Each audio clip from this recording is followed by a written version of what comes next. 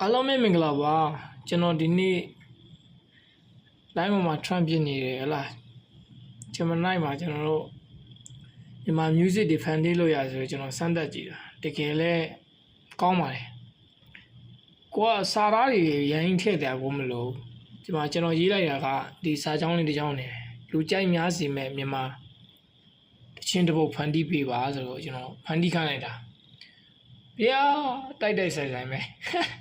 ကြည့်ကြပါဦးနားထောင်ကြည့်ပါဦးညာလေကောင်းကင်ကျယ်ရီဆုံးလို့မင်းနဲ့တူရှိခဲ့ဘူးတဲ့အချိန်တွေတတိယမိတယ်အဝေးရောက်နေတဲ့ငါရဲ့အချစ်ရဲ့ရင်ထဲမှာရှိနေစေပါအမြဲတမ်းနေရတိုင်းပြန်လာဖို့မျှော်လင့်ရင်